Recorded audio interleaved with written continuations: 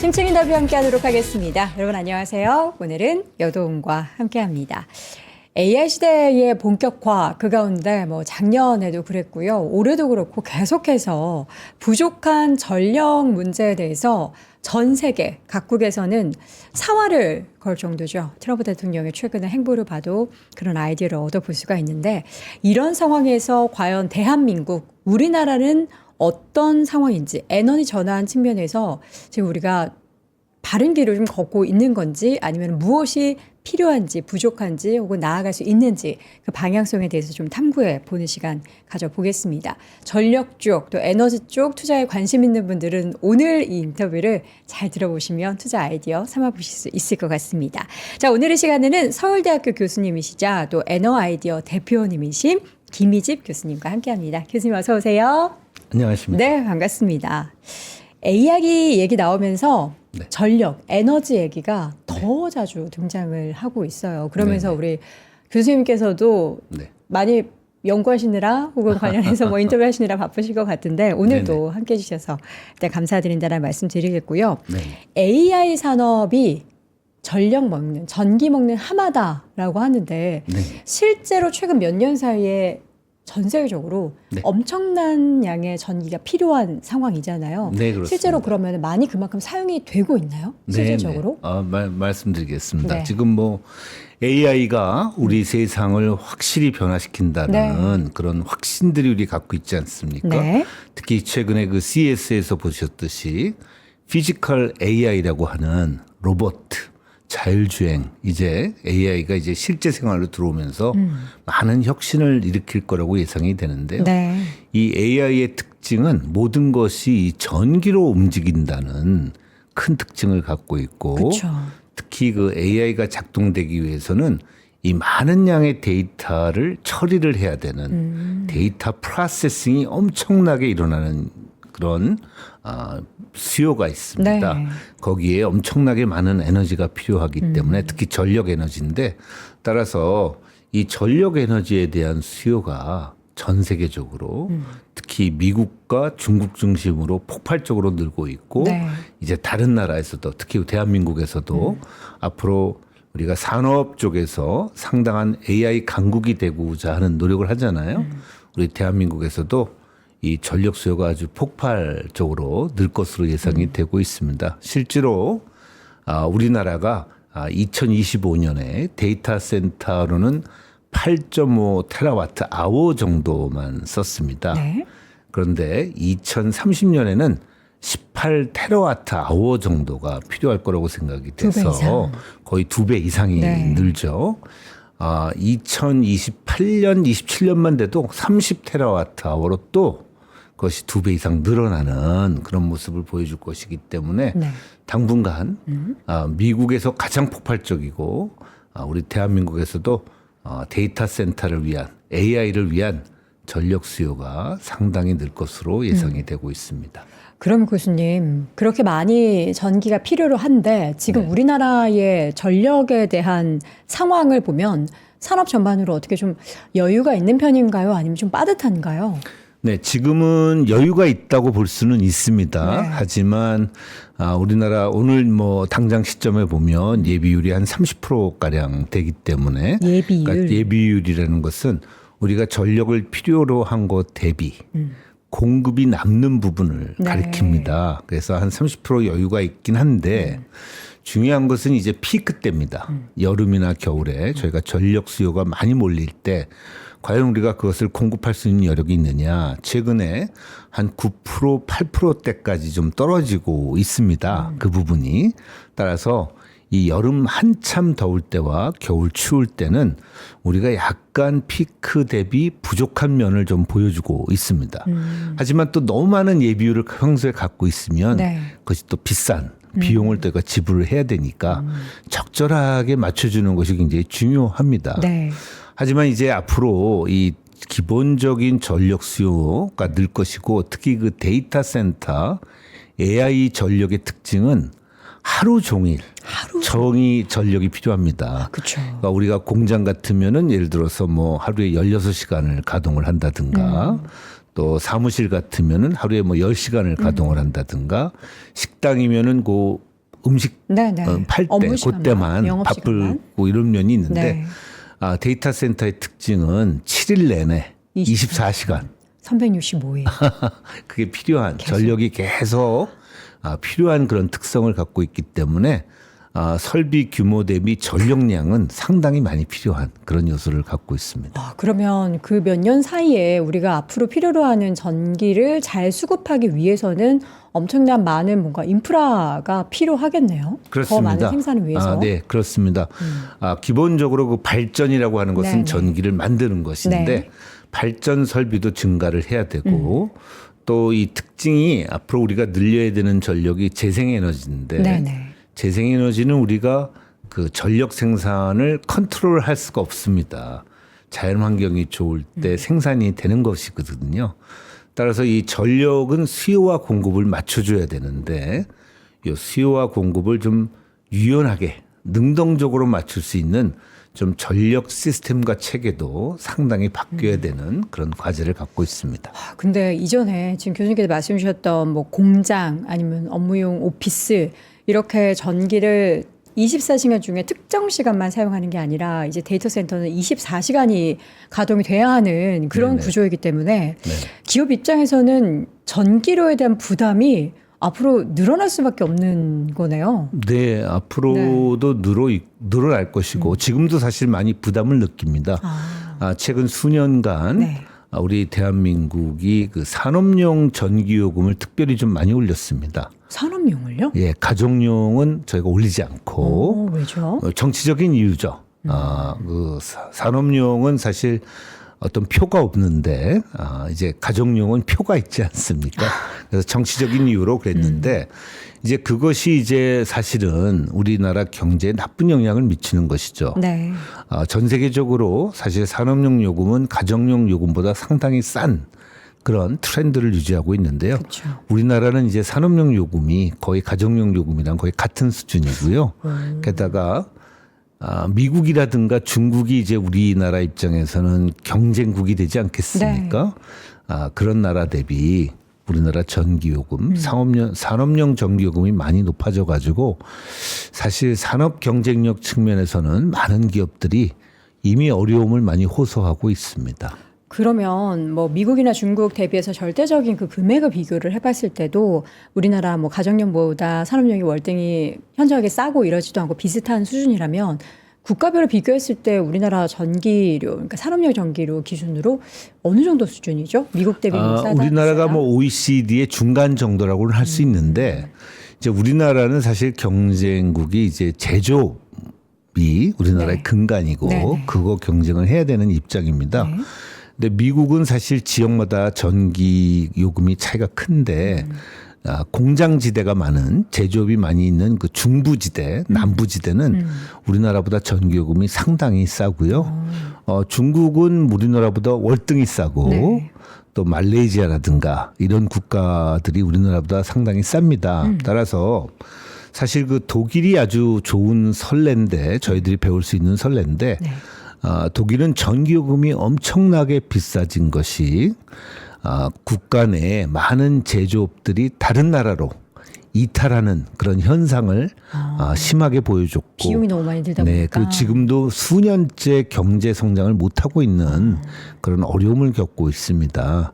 그래서 우리나라도 이것을 타산지석으로 좀 네. 삼아서 산업 경쟁력을 유지할 수 있게끔 이 전기요금도 상당히 유지할 수 있게끔 많은 노력이 좀 필요합니다. 사실 우리가 전기가 부족하다라고 하면 뭐 전기를 얻을 수 있는 방법들은 다양하게 있고 최근에는 뭐 그래서 태양광이라든지 뭐 풍력이라든지 재생에너지도 뭐 같이 사용하면 이 부족분을 좀 채울 수 있지 않을까라고 생각을 할 텐데 이게 어떻게 현실적으로 그 부족분을 채우는데 좀 알맞은 해법일까요? 네, 어느 정도는 저희가 재생에너지를 많이 써야 합니다. 네. 특히 우리나라 입장에서는 화석 연료 때문에 에너지 수입이 전체 에너지 사용량의 93%에 달하고 있고요. 따라서 에너지 안보가 굉장히 취약합니다. 네. 그리고 많은 돈을 우리가 에너지를 수입하는 데 쓰고 있습니다. 그러면서 우리나라에서 재생에너지를 하는 것은 여러 가지 효과가 있습니다. 우선 외야 유출을 방지하는 효과도 있고요. 가장 중요한 것은 기후변화 대응을 할 수 있게 해주는 것이고 네. 우리가 국제사회의 일원으로서 또 최근에는 이런 수출들을 할 때 제품마다 이 탄소를 발생시킨 양을 측정을 해서 네. 그런 것을 감안해서 관세를 매기는 그런 정책들도 시작이 되고 있습니다. 우리 해외 무역에 상당히 의존하고 있는 입장에서는 네. 당연히 재생에너지도 상당히 해야 되고 최대한 많이 해야 되고 하는 그런 면이 있습니다. 하지만 지나치게 비싼 재생에너지를 하면은 기본적으로 전기요금이 전기 원가가 너무 높아지기 그렇죠. 때문에 이 경쟁력을 저희가 잃을 수가 있습니다. 특히 우리나라가 지금 가장 관심을 두고 있는 네. 고부가가치 제조업, 뭐 반도체 이런 부분이 있지 않습니까? 배터리, 디스플레이 그리고 또 조선, 철강, 자동차 이런 부분들이 있는데요. 다 전기를 많이 쓰는 업종이 있거든요. 근데 전기요금이 너무 오르면 이런 업종들이 전 세계에서 경쟁을 하는 입장에서 상당히 어려워질 수 있기 때문에 그렇죠. 어떤 균형점을 잘 잡아서 재생에너지를 많이 하되 재생에너지의 원가를 최소화시키고 하는 노력들을 많이 해야 되겠습니다. 사실 재생에너지 말씀해 주셨던 그 원가 자체가 높다라는 표현을 쓰셨는데 이게 우리나라가 특히 비싸다고 하던데 사실인가요? 네, 그렇습니다. 이유가 특히 먼저 우리나라는 아무래도 국토가 네. 좁고 땅값이 비싼 그런 면이 크겠죠. 그 땅값이라 하면 서울, 경기, 수도권 외에 다른 지역도 많이 올라가지고 이제 태양광을 하게 되면은 네. 넓은 지역에 이제 태양광 패널을 깔아야 되지 필요하죠. 않겠습니까? 네. 그런 것이 굉장히 비싸고요. 또 우리나라는 육상 풍력을 하기에도 지형이 상당히 좀 어렵고 해상 풍력은 굉장히 좋으나 지금 초기 단기이기 때문에 상당히 비싼 그런 모습을 보여주고 있는데 네. 하지만 지금 당장 비싸다고 우리가 안 해서는 안 되고 이것을 여러 가지 규모의 경제가 갖춰질수록 단가가 내려가는 그 학습 효과가 큰 면이 있기 때문에 네. 우리가 좀 현명하게 이 학습 효과를 가져올 정도로 규모의 경제가 되도록 초기에는 좀 지원을 하면서 적극해야 합니다. 하지만 상당히 오랜 기간 우리가 그렇게 유지할 수는 없습니다. 빨리 그 비용이 낮춰지도록 해야 되고요. 비용이 꼭 낮춰져야만이 우리가 그 에너지를 쓸 수 있게끔 하는 그런 제도적인 그런 고안이 좀 필요하다 이렇게 생각을 하고 있습니다. 결국 뭐 어떤 에너지가 됐든 그리고 지금 추가적으로 이제 재생에너지를 많이들 이제 사용을 하려고 노력을 하고는 있는데 실질적으로는 비용이 높기 때문에 이게 기업이나 또 그 에너지를 쓰게 되는 개인 입장에서는 부담이 자연스럽게 지금 상황에서는 커질 수밖에 없는 거잖아요. 그렇습니다. 그럼 이 비용을 낮추기 위해서는 어떤 방법이 필요한가요? 여러 가지 노력들을 해야 되는데요. 네. 우리나라가 가장 높은 이유 중에 하나가 아까 말씀드린 대로 토지 부분인데 네. 여러 가지 그 유휴부지들을 적극 활용할 수 있는 방안들을 좀 찾아야 되겠고요.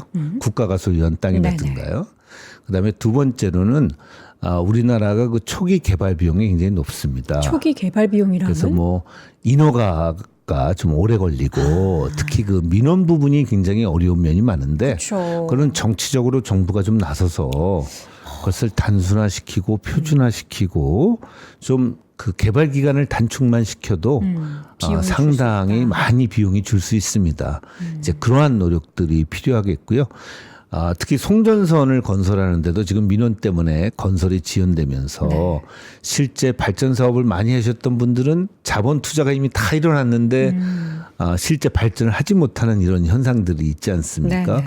이것이 다 어디 가는 것이 아니라 우리 국민 모두가 부담할 이 전기 원가가 이제 상승하는 요인들입니다. 그래서 이런 것이 없도록 좀 정치적으로 또 정부가 행정력을 동원해서 적극 좀 해결해 줄 필요가 있습니다. 사실 우리 개인 입장에서는 뭐 누진세를 갑자기 맞게 되거나 아니면 뭐 여름철에 에어컨을 하루 종일 가동해서 그때 뭐 몇 달 정도 많이 나오는 전기를 보면서 깜짝 놀라는 그런 경험 외에는 전기료 때문에 막 되게 부담된다 이런 얘기를 하는 사람은 솔직히 많지 않은데 기업 단에 들어가 보면은 그게 원가에 다 높다 보니까 너무나 높은 전기에 대한 그 요금 때문에 산업에 대한 경쟁력을 잃을 수 있다라는 그런 생각까지 할 정도라면 정부도 그렇고 뭔가 이제 범국가적으로 이건 좀 나서서 전기 요금 그리고 이제 전기를 조금 더 원가를 낮출 수 있는 그런 제도적인 개선이 정말 빨리 필요할 것 같은데 교수님께서는 구체적으로 이게 어떤 제도를 도입을 해야 기업이 좀 피부로 느낄 만큼의 전기료 부담을 좀 낮추는 구조가 만들어질 거라고 보십니까? 네.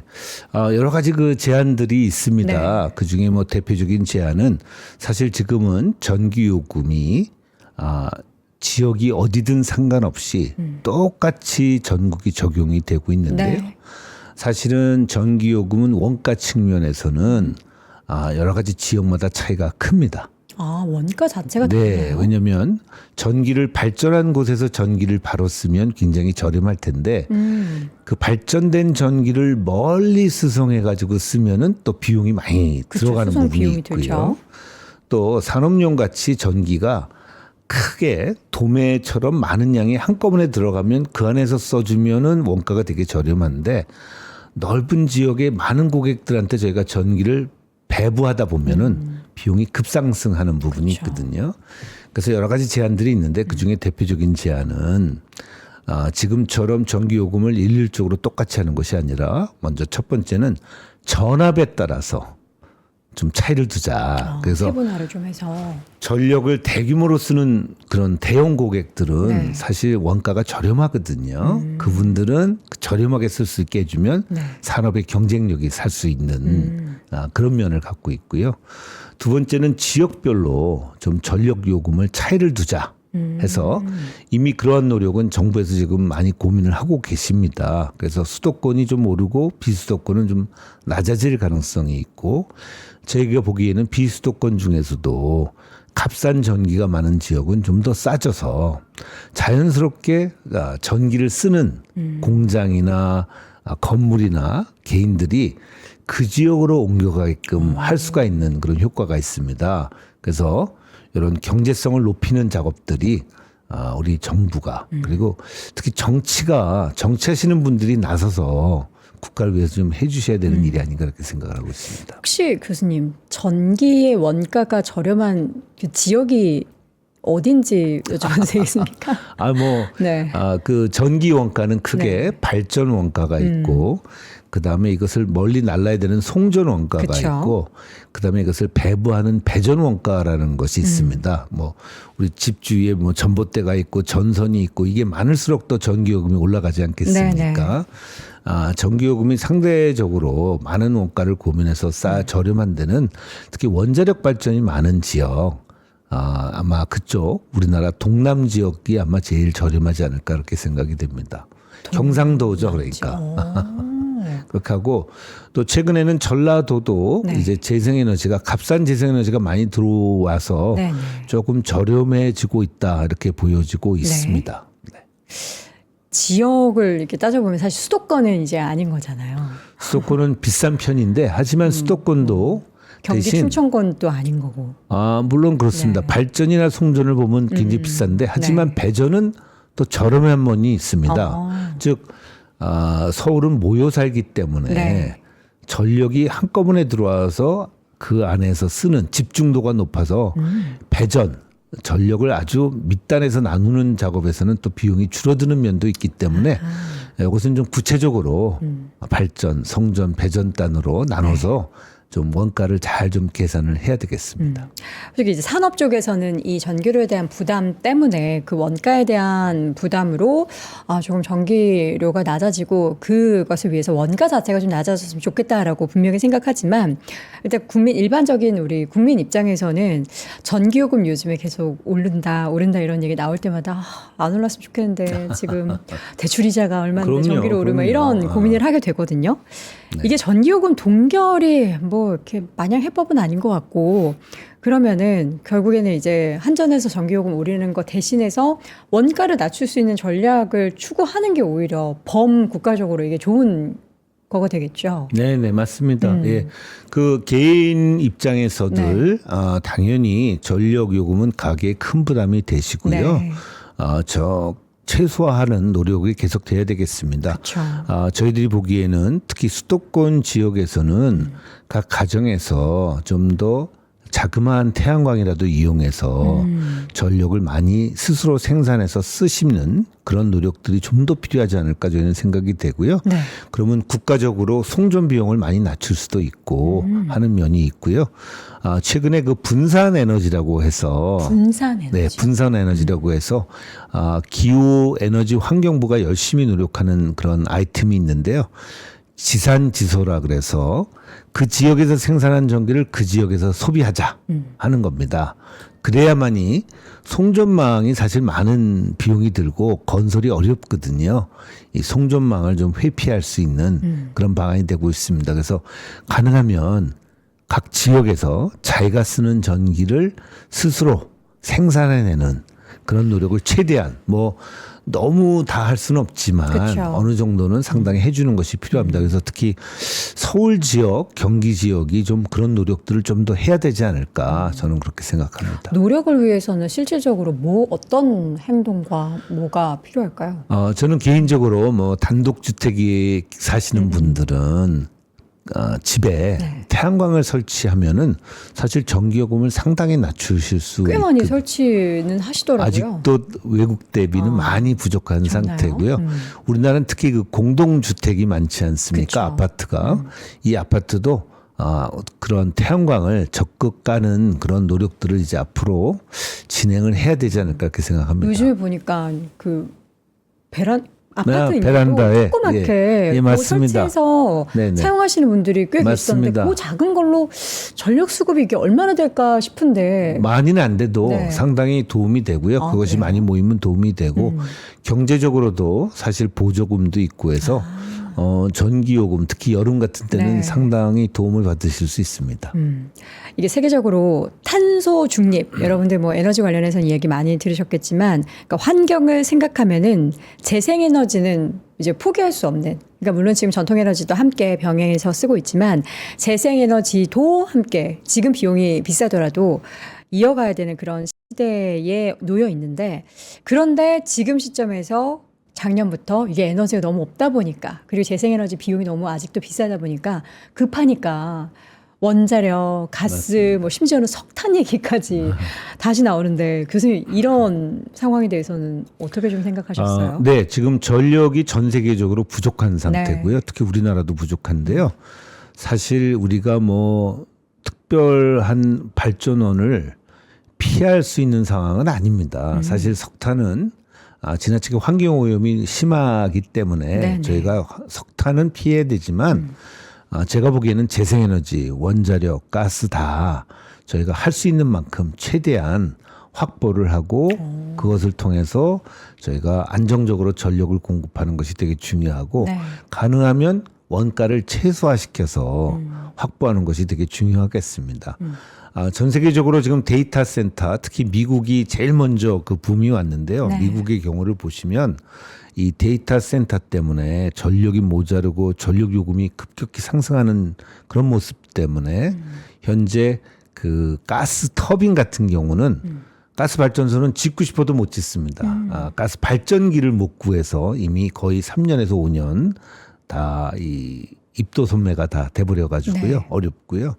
그래서 이제 최근에 주목을 받고 있는 것이 원자력. 원자력 중에서도 이제 소규모, 중소규모 원자력이라고 하는 SMR이라는 네. 것이 상당히 인기를 끌고 있는데 바로 데이터 센터 옆에 요 SMR을 갖다 붙여가지고 전력을 공급하는 그런 방식으로 많이들 생각을 하고 있습니다. 그래서 메타, 오픈 AI, 마이크로소프트 이런 기업들, 구글 다들 이 SMR에 관심을 갖고 있습니다. 네. 기본적으로 재생에너지가 훌륭하고 우리가 많이 해야 되지만 재생에너지만으로 데이터 센터에 전력을 공급한다는 것은 불가능합니다.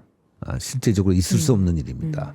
왜냐하면 태양광을 하루에 4시간 정도 전력을 생산합니다. 태양이 떠 있을 때 그렇죠. 그 중에서도 또 한정 시간. 예. 네. 근데 데이터 센터는 24시간 그쵸. 전력이 필요하잖아요. 그러면 만약에 우리가 이론적으로 태양광으로 전력을 공급한다면 태양광은 4시간 동안 발전한 전기를 쓰고 네. 나머지 20시간은 저희가 전기를 저장했다가 공급을 해야 되거든요. 만약에 그래서 또 태양광만으로 ESS. 한다면 그래서 ESS 에너지 네. 정치를 하는데 이게 또 가격이 상당히 비쌉니다. ESS도 비싼가요? 그럼요. 예. 그래서 전력을 태양광에서 생산했고 그걸 다시 ESS에서 넣었다 쓰면 네. 이 전력 원가가 저장 비용. 2배가 되거든요. 저장 비용이 그렇게 비싸요? 비쌉니다. 이게 수송 비용도 이것도 이제 우리가 점점 내려가지만 부담이었는데. 아직은 비싼데 따라서 기본적으로 그리고 엄청나게 많은 땅이 필요하지 않겠습니까? 그쵸. 6배 비교한 설비를 태양광을 하려면. 해야 되는. 네. 그래서 데이터 센터의 경우는 상당히 많은 경우가 하이브리드라 그래서 가스 발전, 네. 그다음에 재생에너지를 섞어서 전력을 공급하는 체제를 앞으로 가는 방향으로 생각이 되고요. 또 SMR이 들어와서 그 가스 발전의 역할을 크게 대신하고 하지만 일부 또 재생에너지가 들어오고 하는 그런 형태로 데이터 센터 전용 이 에너지 공급 그런 시설들이 들어오지 않을까 이렇게 생각을 하고 있습니다. 우리가 요즘에 자동차 중에서도 네네. 하이브리드 아, 차가 예, 예, 인기가 예, 참 예. 많잖아요. 맞습니다. 일부 맞습니다. 우리가 주유를 해서 사용을 하기도 하고 네. 또 이제 또 일부 구간에서는 전기 전기를. 배터리로 이렇게 에너지를 사용을 하면서 자동차를 구동하곤 하는데 그 AI 시대에 있어서 데이터 센터로 인한 전력량이 훨씬 더 많이 필요한 시기에는 말씀해 주셨던 하이브리드 에너지 전략이 필요하고 그것을 위해서 뭐랑 뭐를 같이 쓰느냐가 이제 앞으로는 굉장히 많이 이제 비용을 이거 줄일 수 있느냐 마느냐를 좀 가늠을 하게 될 것 같아요. 맞습니다. 이게 어떤 네. 에너지 어떤 에너지가 제일 뭐 효율이 뭐 좋고 이런 걸 그것은 어떻게 이제 지역에 짜야 되죠?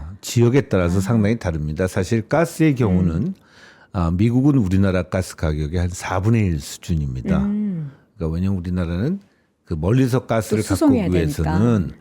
그것을 또 액화시켰다가 네, 네. 수송을 멀리하고 기화시켜서 쓰는데 그쵸. 비용이 좀 들거든요. 그러니까 지역마다 좀 가격이 차이가 있고 또 지역뿐만 아니라 그 지역의 어떤 특성이 또 있습니다. 네. 태양광이 좋은 지역이 있고 풍력이 좋은 지역이 있고 여러 가지가 있지 않습니까? 안타깝게도 우리나라는 사실 다들 좀 안 좋은 상황인데 지형적 여건이나 지역적 여건이 뭐 날씨나 그렇죠. 뭐 가스가 나는 것도 네네. 아니고 태양광이나 풍력도 뭐 괜찮은 편인데 아주 좋은 편은 전혀 그렇죠. 아닙니다. 그래서 사실 우리나라에서는 원자력의 역할이 다른 나라보다 더 커져야 되는 부분이 있다고 보고요. 근데 장점은 대한민국이 원자력을 많이 해왔기 때문에 다른 나라보다 우리는 한 반값 정도의 원자력을 공급할 수 있는 능력이 있다고 생각이 원가를 됩니다. 반이나 네, 줄인다고요? 생각해 보세요. 원자력 발전소를 대한민국에 질 때 우리나라가 짓는 거 네. 대비 미국이나 유럽에 가서 우리가 원자력 발전소를 지어야 되면 거의 원가가 상당히 높아지는 면이 있거든요. 따라서 우리나라가 원자력 발전소를 짓고 활용하는데 최근에 그런 역할을 많이 했기 때문에 네. 원가를 좀 낮출 수 있는 그런 장점을 갖고 있습니다. 그러니까 교수님 말씀은 다른 나라 원전 설비를 하는 그런 기업들 대비해서 우리나라 기업이 설비했을 때 그 설비 비용 자체가 반값이라는 거예요? 맞습니다. 왜 그러죠? 왜냐하면 사실 다른 나라는 그것을 할 수 있는 나라가 별로 없습니다. 과거에 미국, 프랑스가 많이 했었는데 네네. 굉장히 많이 약화가 됐고요. 특히 서방 세계에서는 우리 대한민국이 좀 네. 압도적인 면을 갖고 있고요. 물론 러시아, 중국도 많이 하고 있습니다. 그래서 러시아, 중국도 굉장히 저렴한데 네. 미국, 유럽, 뭐 일본 이런 서방 세계 쪽에서는 대한민국이 원자력에 있어서는 압도적인 역량과 저렴한 원가를 갖고 있기 때문에 우리나라한테는 그런 면은 사실 유리한 에너지원이 되고 있습니다. 여기서 또 궁금한 게 이제 재생에너지와 이제 전통에너지라고 부르기도 좀 그렇고, 그러니까 뭐 가스나 원자력 그리고 일부 재생에너지를 계속해서 함께 하이브리드 전략으로 공존을 할 수밖에 없는 그런 상황이다라는 말씀을 주셨는데 이게 과연 언제까지 이 하이브리드 전략을 가져가야 될지 뭔가 이제 확실한 전환이 되는 그 시점이 또 오지 않겠습니까? 네.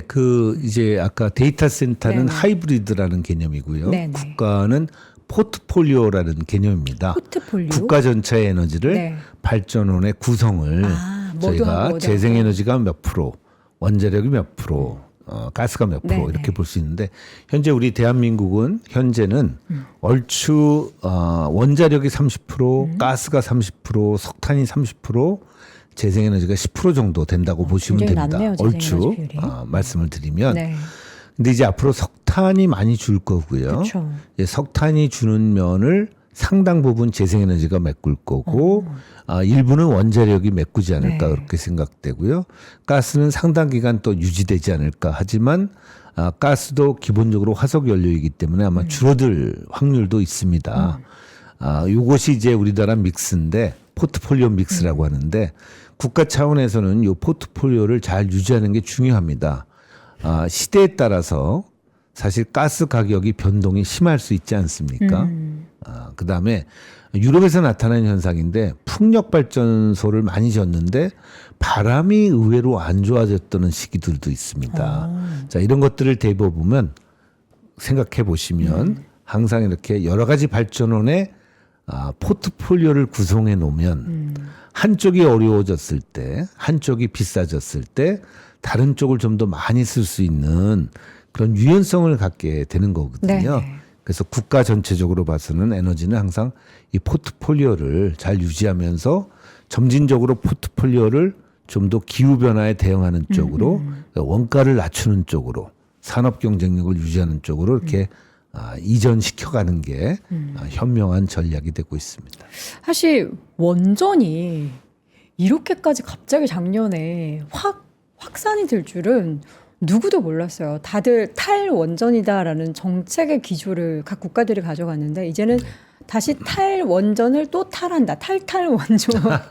원전으로 이렇게 가고 있는 게 이게 AI 시대에 진짜 전기가 많이 필요해서 이게 어쩔 수 없는 선택이라고 표현을 해야 되는지 아니면 이게 뭐라고 표현해야 될지 되게 어쩔 수 어렵네요. 없는 선택일 네. 수도 있습니다. 왜냐하면 기본적으로 원자력은 네. 만약에 사고가 났을 때 굉장히 큰 위험을 엄청난 갖고 사고죠. 있지 않습니까? 네.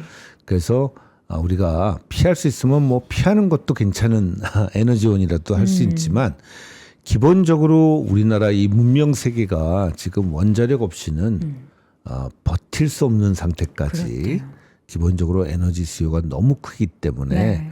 원자력을 꼭 써야만 되는 그런 상황이고요. 또 원자력도 상당히 안정성이 굉장히 높아졌기 때문에 우리가 잘 쓸 수 있으면 네. 안전하게만 쓸 수 있으면 또 최고의 에너지원이 되는 것이거든요. 그렇죠. 지금 특히 그 도매 단가, 전력 원가로 보면 원자력은 뭐 재생에너지 가스 발전의 반이합니다. 그러니까 상당히 좋은 원가를 갖고 있기 때문에 네. 특히 우리나라 입장에서는 그래서 굉장히 안정성이 굉장히 기술이 발전하면서 높아졌고 또 기본적으로 에너지 수요가 너무나 많이 늘고 있는데 원자력은 우리가 좀 적극 써야 되고 또 이것을 해외에서 대한민국이 사실 수출을 엄청나게 많이 할 수 있는 아주 좋은 요소거든요. 그렇죠. 제가 보기에는 상당히 많은 수출을 해서 뭐 반도체, 조선과 더불어 K 원전. 그다음에 전력 기자재도 네네. 핫한데요. 이 원전도 큰 수출의 항목으로 우리나라 경제 발전에 좀 기여를 해야 된다 이렇게 생각을 하고 있습니다. 앞서 말씀해 주셨던 것처럼 빅테크 기업들이 네. 각 원전 물론 미국 기업들이지만 뭐 지분을 인수하고 하는 등 네네. 원전 관련한 에너지를 확보하려는 노력들을 엄청나게 하고 있습니다. 맞습니다. 거기서 또 우리 교수님께서 말씀해 주셨던 것처럼 우리나라 K 원전의 기술이 워낙에 다른 나라 대비해서 월등하고 그 건설하는 그 비용 자체가 절반 수준이라고 한다면 그 경쟁력이 정말 K 방산도 이제 그런 저렴한 가격도 굉장히 또 많은 매력이 있었던 것처럼 앞으로가 기대가 되는데 원전의 수주 작년부터 계속 이야기가 나오는데 올해 뭐 내년 수주 잭팟이 계속 터질 것 같긴 한데 교수님은 또 어떻게 좀 내용을 좀 미리 들으시지 않습니까? 업계 내용을. 아니 뭐 저기 그 조금 저도 언론을 통해서 많이 네네. 듣고요. 업계를 통해서 좀 듣고 제가 위원회 활동을 좀 하니까 듣는 그러세요? 얘기를 좀 네. 전해드리면 요즘 이제 핫한 부분은 이제 사우디아라비아가 이제 원전을 상당히 하고자 하는데 우리나라도 거기서 참여하는 것이 아주 핫 이슈고요. 또 미국이 이제 앞으로 트럼프 대통령이 원전을 현재 100기가에서 400기가로 늘리겠다라고 네. 선언을 했습니다. 네네. 2050년까지. 그러면 엄청나게 많은 원자력 발전을 짓겠다는 거고 바로 이 4년 뒤까지만 해도 10기를 착공하겠다고 선언을 하고 있습니다. 네. 근데 원자력 한 기는 보통 가격을 한 25조, 30조라고 보시면 되니까 엄청난 시장이 열리는 거거든요. 그래서 엄청나게 큰 시장이 이제 일단 단기적으로는 사우디아라비아라든가 그러네요. 있고요. 또 하지만 뭐 근본적으로 미국 시장이 굉장히 크게 열리기 때문에 네네. 지금 한국 수력 원자력, 한전 모두 지금 두산 에너빌리티 많이 노력을 하고 있고요. 동남아시아에서도 많은 국가들이 기본적으로 에너지 수요가 늘기 때문에 원전을 이제 많이 필요로 하고 있습니다. 그래서 인도네시아, 베트남, 필리핀 이런 국가들이 모두 원자력에 좀 앞으로 설치를 위한 그런 가능성을 지금 다들 타진하고 있고 우리에게 협조를 요청하고 있는 그런 상태입니다. 그러면 교수님, 앞으로 에너지 관련한 산업에 있어서의 그 발전과 향후 성장성을 볼 때는 단기적으로 몇 년 안에는 재생에너지 그리고 원전 뭐 다양한 에너지원 중에서 원전이 제일 유망할까요? 아니 뭐 재생에너지도 굉장히 유망하고요. 네. 원자력도 굉장히 유망하다고 볼 수 있고요. 네. 또 거기에 이제 최근에 전력 기자재, 최근에 뭐 엄청나게 그 주가가 많이 상승한 네. 특히 그 초고압 변압기 같은 부분은 우리나라가 지금 굉장히 상당히 유리한 입장에서 생산 캐파를 그렇게 쉽게 늘릴 수 없는 상태이기 때문에 효성중공업, 뭐 두산도 있지만 HD 현대 일렉트릭, LS 일렉트릭 다들 좋은 네. 현상을 보여주고 있고요. 또 두산 에너빌리티는 원자력, 가스 터빈, 또 해상 풍력 터빈 네. 이런 면에서도 또 좋은 모습을 보여주고 있고 한국전력, 한국수력원자력, 한국전력기술 이런 기업들 또 한국전력의 KDN이라든가 이런 기업들도 이제 많은 기회들을 지금 맞이하고 계시죠.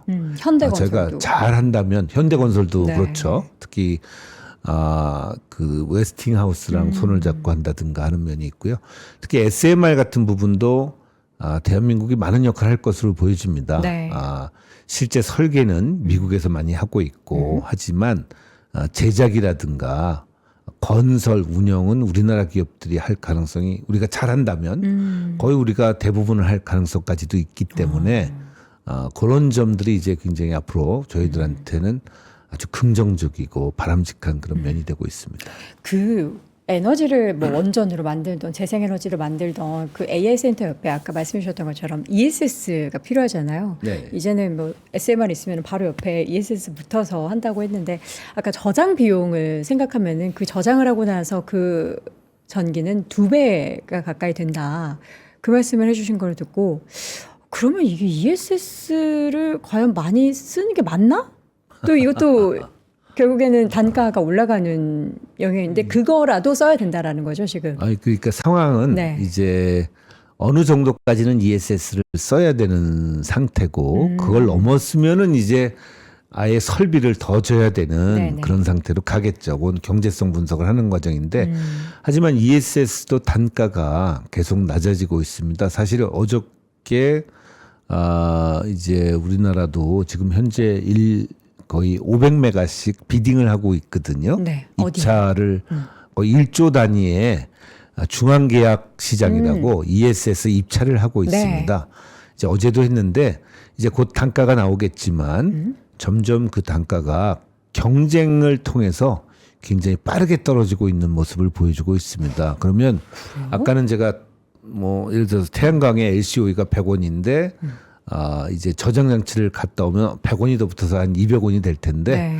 저장장치 단가도 지금 뭐 빠르게 매년 10% 20%씩 줄어들 가능성도 있기 때문에 네네. 계속 지켜봐야죠. 우리가 기술의 발전, 원가 절감 이런 노력들이 다양한 분야에서 일어나고 있기 때문에 이 포트폴리오를 유지하면서 가능하면 최대한 유리한 쪽으로 우리의 전력 구조를 이끌어가야 되겠습니다. 네, 전력거래소에서 했었던 제2차 ESS 중앙계약시장 입찰 네. 여기에서 이제 3사가 올인을 해서 입찰을 배터리 3사도 우리는 네. 있고요.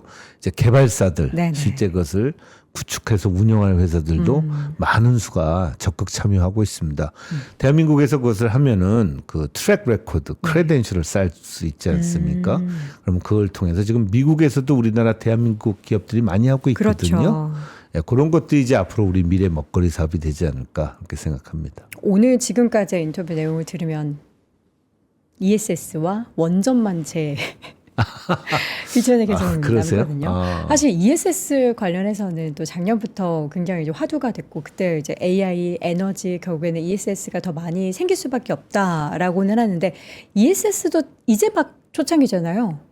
네, 이제 초창기입니다. 네네. 이제부터 많이 늘어날 텐데 하지만 이제 그 배터리사들 입장에서는 지금 한 80%는 사실 전기차가 또 차지하는 비중이 네네. 되고 ESS는 지금 10에서 20% 사이의 비중이 될 텐데 하지만 뭐 전기차 쪽이 굉장히 어려우시기 때문에 좀 그것은 잘 감안해서 네. 보셔야 되는데 ESS 쪽은 분명히 지금 상당히 빠른 성장을 보일 것으로 예상이 되고 있습니다. 이게 전력 그리고 ESS 다양한 이 구조적으로 필요로 하는 부분에 있어서는 시간의 문제지 관련 시장이 성장하는 것은 불보듯 뻔한 일이다인데 우리가 이제 앞서서 원전 얘기를 굉장히 많이 했을 때 원가가 다른 에너지 대비해서 싸다 이런 얘기를 했잖아요.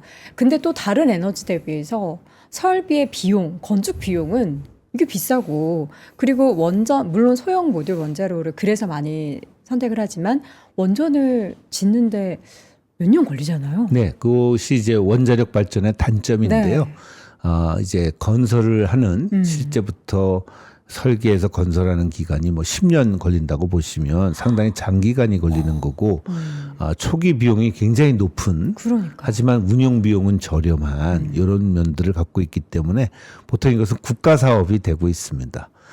해상 풍력도 비슷한 모습입니다. 그쵸. 사실 초기 비용이 굉장히 높고요. 하지만 실제로 운영하는 비용은 뭐 바람만 있으면 돌아가기 때문에 운영 비용은 굉장히 저렴한 그런 모습이기 때문에 재생에너지랑 원자력이 좀 같은 모습인데 초기 비용이 굉장히 높고 운영 비용은 상당히 저렴하고 반대로 이제 가스 발전은 초기 비용은 굉장히 저렴한데 계속 가스를 도입해서 써야 되니까 운영 비용은 비싼 이런 특성들을 갖고 있습니다. 그래서 각 발전의 장점과 단점, 이 특성을 잘 이해하고 이것에 맞게끔 포트폴리오를 짜는 게 중요한 그런 과제입니다. 제가 너무 또 기초적인 질문을 드리는 것 같아서 전혀 아닙니다. 근데 물어보십시오. 궁금한 게 하나 생긴 게 네. 이게 말씀하셨던 그 에너지 비용이요. 그 원가라고 이야기하는 뭐 태양광 했을 때 그 전기료 그리고 원전 했을 때 전기료 이게 근데 순수한 요 원가만 얘기하는 건지 아니면 건설 비용을 같이 여기 포함해서 녹여서 이야기하는 건지 그게 건설 궁금한데요. 비용도 다 뭐 30분 포함해서 나눠서 감가상각을 해야 네네네네. 되겠죠. 그게 그쵸. 포함이 돼야 되고 그렇게 돼도 원전이 그것뿐만 아니라 저렴한 사실은 편인가요? 시스템 비용이라고 네. 해서 송전 비용도 들어가야 됩니다. 네네네. 자, 상대적으로 말씀을 드리면 재생에너지는 하루에 4시간만 돌아가기 때문에 송전선은 그 4시간 그 발전량에 맞춰서 건설을 해야 되거든요. 근데 원자력이나 가스 발전은 한 80% 돌아갈 수 있지 않습니까? 따라서 재생에너지는 송전망 건설이 한 3배 정도 더 필요합니다. 가스 발전이나 원자력 대비. 그런 것까지 저희가 다 감안해서 그걸 시스템 비용이라고 하는데요. 네. 그런 것들을 다 감안해서 우리가 계산을 할 수 있어야 되고 가스 발전은 또 장점이 뭐가 있냐면 전기가 모자랄 때 우리가 급하게 전기가 필요하지 않습니까? 그럴 때 전기를 빠른 시간 내로 생산해서 들어올 수 있는 전력이 또 가스입니다. 그리고 또 가스는 그 관성이라 그래서 네.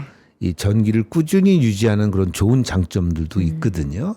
그래서 제가 보기에는 재생에너지를 많이 하되 원자력과 가스의 장점을 계속 살리면서 조화를 이뤄가면서 포트폴리오로 우리가 계속 가져가야 전력 된다. 구성을 해야 된다 이렇게 생각을 하고 있습니다. 그 전력 구성이 앞으로 우리나라의 제조업에 엄청난 그 원가의 경쟁력을 가져갈 수 있게 되냐 마냐를 결정지을 것 같아서 앞으로 되게 중요할 것 같은데 네. 교수님 계속해서 강조해주고 계신 에너지 전환 그리고 여기에서 또 AI 관련한 산업의 육성도 너무 중요하고 또 그렇다고 또 이제 전기요금이 지금 이제 올라가고 있는데 요거를 또 어떻게 계속 올릴 수는 없고 낮추거나 뭐 안정을 시키는 거 여러 가지 이제 과제들이 정부에게 산적해 있는데요. 동시에 다 잡으면 너무 좋겠지만 동시에 다 잡기 너무 어렵겠죠. 그러면 교수님이 생각하실 때는 대한민국이 가장 좀 피해야 하는 선택? 그러니까 당연히 뭐 발전시키는 거는 좋긴 한데 에너지 전환할 때 뭐 이런 점을 조심했으면 좋겠다라든지 아니면 전기 요금을 무작정 인상하는 것 혹은 그 뭐 비율을 이만큼 이상하면은 너무 대한민국의 그 산업 발전에 저해가 된다라든지 하는 그런 조언을 해주실 부분이 있으실까요? 네.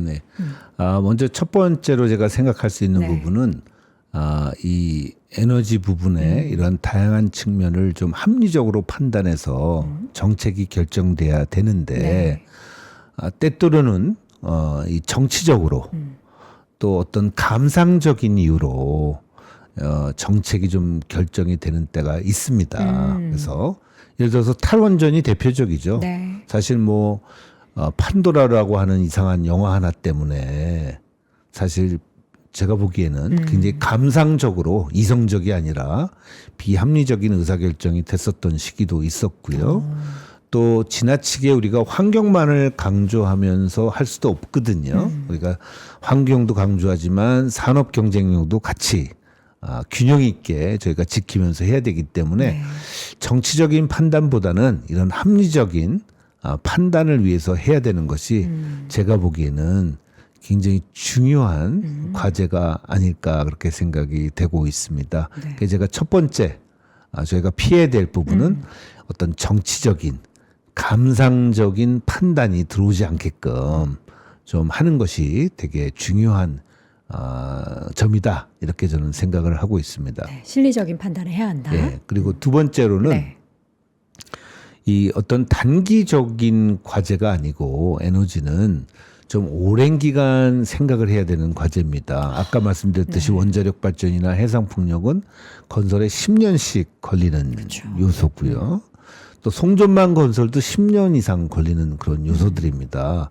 그래서 굉장히 장기적인 것이기 때문에 단기적인 그런 어떤 사고에 급급해하지 마시고 좀 포트폴리오를 유지해 가면서 어떤 그런 변화가 좀 필요합니다. 지나치게 한쪽으로 너무 급변하게 변화를 일으켰다가는 사실 문제가 있을 수 있고요. 그렇죠.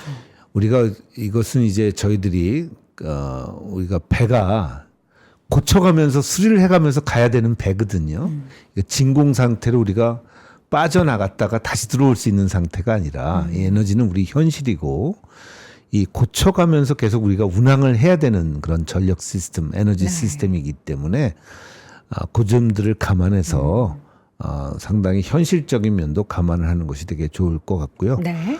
또 피해야 될 것 중에 하나는 그런 비싼 여러 가지 정치적인 행동을 하고 나서 실제 전기요금을 올리지 않아 가지고 한전이나 많은 에너지 회사들이 적자 상태에서 오랜 기간 운영이 됐거든요. 그러면은 결국 그런 회사들은 설비 투자를 못 합니다. 네.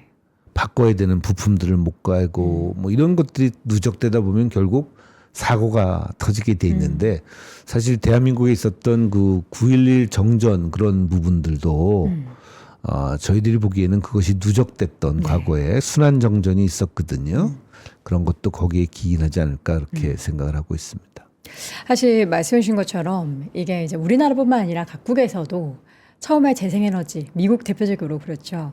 재생에너지 바이든 행정부 때 그렇게 주창을 하다가 트럼프 행정부 들어서자 트럼프는 재생에너지 안 좋아해.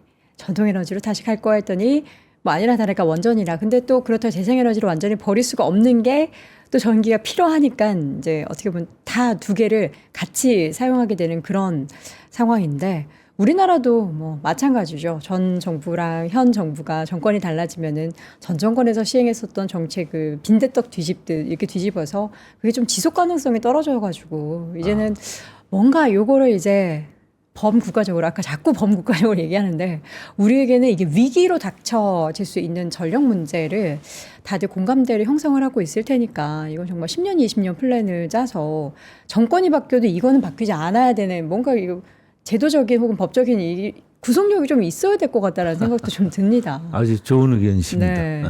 국회로 가야 되나? 자, 이게 에너지 전환에 진짜 실패를 할 경우에 국가가 치를 대가가 굉장히 클 거로 좀 예상을 하신다고 인터뷰를 통해서도 확인을 했는데 이제 글로벌 시장에서 전체 이제 우리는 K원전 하면서 이제 글로벌 시장으로 나아가고 있지 않습니까? 에너지 경쟁력을 잃지 않기 위해서 우리가 여러 가지들을 이루어야 되는데 골든타임이라는 게 또 있을 것 같아요. 에너지 관련해서는. 골든타임은 몇 년이 남았다고 보시는지, 요 몇 년 안에 정말 중요하게 우리가 해내야 한다라는 것을 따진다면 몇 년이 남았다고 생각을 하세요? 아유, 뭐 미래를 그렇게 엄청 잘 예측할 수는 없는데요. 네네. 저희들이 보기에는 이 에너지 섹터가 최근에 말씀하신 대로 골든타임이 왔거든요. 향후 한 5년은 굉장히 중요한 시기이지 않을까 생각합니다. 우리나라가 전 세계 에너지 시장에서 특히 제조업이 강한 우리나라가 원자력, 전력기기, 뭐 가스터빈, 또 심지어는 풍력 터빈까지도 우리가 많은 노력들을 하고 있고 그 외에도 우리가 할 수 있는 것들이 전력 기자재나 이런 부분이 네. 특히 그 전 세계 경제가 불락화되면서 수익성이 제일 좋은 미국 시장은 사실 중국이 더 이상 가기 어려운 상태가 됐기 때문에 우리나라에는 아주 황금 같은 골든 기회가 왔습니다. 네네. 이것을 향후 5년간 정말 적극적으로 또 현명하게 잘해서 뭐 대한민국에 많은 이미 기업들이 하고 계십니다. 삼성물산, 한화, 효성, 두산 뭐 다들 잘 하고 계신데 LS, 현대. 하지만 이제 한국전력, 한국수력원자력, 한전 KDN, 한국전력기술 이런 공기업들도 이런 골든타임을 놓치지 않고 좀 적극적으로 좀 이익이 되는 많은 좋은 사업들, 수익성 좋은 사업들에 적극 좀 참여해서서 요 골든 기회를 제가 잘 좀 활용해야 되겠습니다.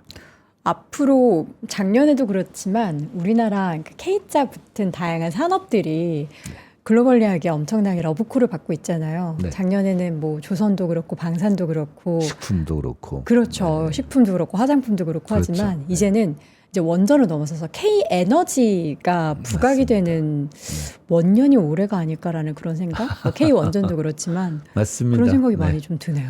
그 전력 기자재는 그래서 K 그리드 네네. 수출 전략이라 그래서 K그리드. 예, 정부에서 특히 그 산업통상자원부, 네. 기후에너지 환경부 다 아주 열심히 그 점에 대해서 노력들을 하고 계시니까요. 네. 근데 그걸 뛰어넘어서 이제 많은 기업들이 좀 참여하고 적극적으로 좀 기회를 저희가 포착해야 되겠습니다. 이제 업계 소식을 우리 교수님은 자주 많이 접하시잖아요. 그러면 우리나라에 있어서의 경쟁력을 글로벌리하게 이미 해외에서 인정을 우리가 지금 받고 있는 상황인 거죠. 네네, 그렇습니다. 우리가 막 어필하고 이런 단계를 넘어서서 네네. 하지만 뭐 부족한 면도 있고요. 어떤 점이 부족하죠? 우리도 그 예를 들어서 사실 중국이 굉장히 많이 쫓아와 있고 어떤 분야에서요? 예를 들어서 배터리 분야도 중국에 사실은 우리나라 업체들을 좀 냉정하게 같이 평가할 필요가 있는데 중국의 CATL 같은 회사는 상당히 앞서와 있고요. 네. 전기차도 사실 중국의 BYD 같은 기업들이 엄청나게 앞서와 있고 전력 기자재도 중국 내에서는 지금 활발하게 중국 기업들이 잘 활용을 하고 있습니다. 이제 아직 중국도 자기 스스로 물량이 많이 넘치지 못해서 수출을 못하고 있는 부분도 있는데요. 굉장히 강한 경쟁자들이 있습니다. 그리고 점점 세상에는 우리를 따라오는 중국, 인도, 베트남 이런 국가들이 또 있지 않습니까? 이런 국가들과 끊임없이 경쟁을 해야 되는 상태인데 이렇게 뭐 안심할 수 있는 상태는 전혀 아니고요. 우리가 순간 어느 정도 좋은 상황에 있는 산업들도 좀 시간이 지나면서 금방 그 위세가 바뀔 수 있는 상태가 있기 때문에 지금 아까 말씀드린 골든 타임이 왔을 때 저희가 적극적으로 더 치고 나가서 그 기회를 포착을 해야 되고 또 꾸준히 경쟁력을 잃지 않도록 노력을 해야 됩니다. 네. 경쟁력을 잃지 않는다. 이게 보면은 저는 방산 보면서 우리가 납기를 빠르게 맞추고 그리고 가격 경쟁력이 있고 심지어 제품의 품질도 좋고 이 3박자를 다 맞췄으니까 엄청난 많은 러브콜을 받았던 거잖아요. 유럽 쪽에서 특히. 맞습니다. 그러면 이제 K 원전도 지금 말씀해 주셨던 기술력 있고 가격 경쟁력 있고 납기도 빨라요. 납기가 되게 중요합니다. 납기도 빨라요? 그럼요. 오. 납기를 맞추기가 원자력 발전이 되게 어려운데 미국 기업이나 프랑스 기업들은 납기를 뭐 거의 배 이상 늦췄고 네. 우리는 그 반으로 납기를 할 수 있다는 게 큰 장점이고 납기가 짧다는 것은 또 비용이 저렴하다는 거거든요. 납기가 짧을수록 비용이 굉장히 저렴해집니다. 그래서 납기 또한 굉장히 중요한 요소고 우리나라 전력 기자재 지금 많이 인기를 끄는데 인기 있는 이유 중에 하나는 또 납기입니다. 지금 빨리 납기를 맞추고 하는 노력들을 잘하고 계시기 때문에 네네. 저희가 더 인기를 끌고 있습니다.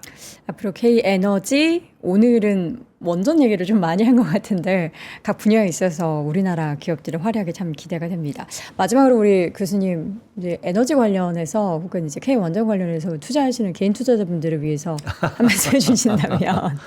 네, 뭐 많은 분들이 이미 최근 한 1, 2년 동안에 에너지에 투자하셔서 돈을 많이 버신 거로 생각이 됩니다. 특히 전력기기. 저 역시도 효성중공업, 두산에너빌리티, 효성중공업을 투자하셨어요. 네네네. 그래서 효성중공업, 두산에너빌리티 투자도 했고 네. 미국에서도 뭐 지보노바라든가 그거 원전에도 좀 투자를 해서 오클로, 뭐 센트러스라든가 이런 기업들 투자를 했는데요. 네. 저도 상당히 작년 올해 굉장히 작년 재작년이죠. 상당히 좋았는데 많은 분들이 이미 상당히 수익을 많이 올렸을 것으로 생각되는데요.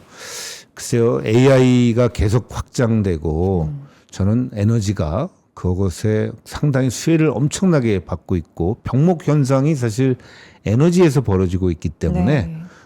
좋은 기업들은 계속적으로 좋은 위치를 차지할 것으로 저는 생각하고 있습니다. 네.